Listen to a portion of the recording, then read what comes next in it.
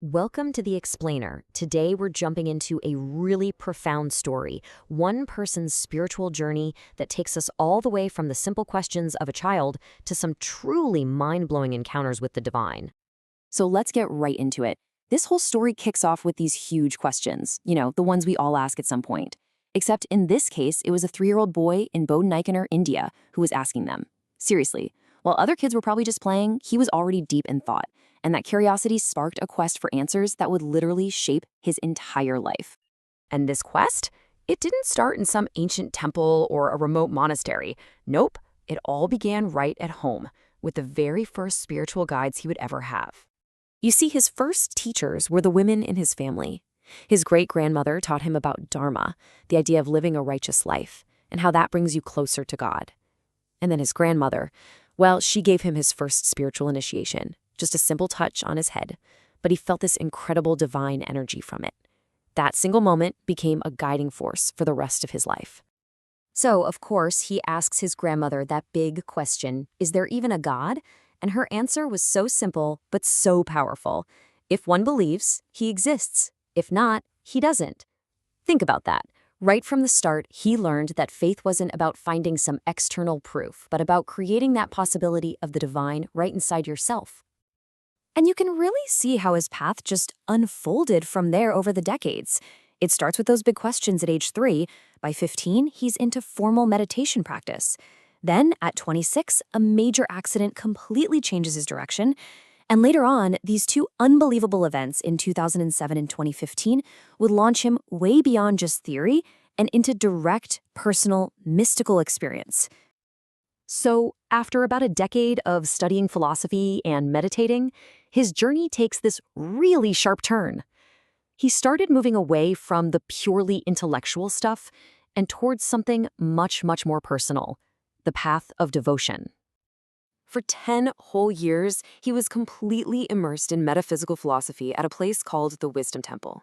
He learned yoga, meditation, got all of these new perspectives on God. But you know what? He said that even with all that knowledge, he still felt this slight emptiness inside.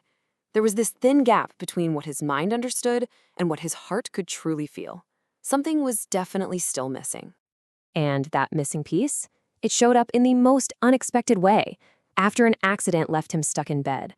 It actually led him to visit the Tirupati temple for the first time, a famous shrine to Lord Vishnu.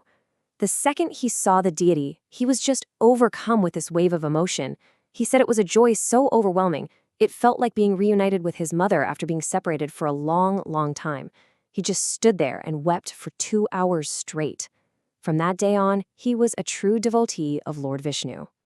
Now, this newfound devotion, this powerful feeling, it was about to be confirmed by 2 absolutely extraordinary events that would take him way beyond just belief and into the realm of direct personal experience. So flash forward to 2007. He's at a clinic for a routine procedure for back pain, and something goes wrong. An injection makes him feel like he's being pulled right out of his body, and then boom! In the next instant, he wasn't in the clinic anymore. He was standing right in front of his beloved deity, Lord Venkateshwara, who was just radiating this unbelievable light and smiling at him with the love of a mother. And then, just like that, the doctor pulled him back to consciousness. He was actually frustrated because he was being denied this chance to merge with that beautiful light. But he came back with this profound piece of wisdom. For someone with true, unwavering faith, death isn't something to fear. It's not painful, it's the ultimate bliss. But the journey wasn't over. Years later, he's living by himself in Germany. And this is kind of funny. He was just trying to figure out how to hold his breath longer for swimming. So he does a little online search for tips, and that simple search unexpectedly opens a door to a whole new dimension. He starts experimenting with these pretty extreme yoga and breathing postures he found online, a kind of pranayama. And all of a sudden, his soul just leaves his body. He was pure light, just a consciousness without a body. He said it was totally blissful, but this time he was completely aware of what was happening. He looked for his room, his furniture, nothing, just this huge expanse of light. And then this terrifying thought hit him. How am I ever going to get back? So in that moment of absolute crisis, just adrift from his physical body and totally panicked, he found his anchor. He turned to the one place he had left to turn. Feeling completely helpless, existing as pure consciousness, the only thing he could think to do was to remember his guru mantra.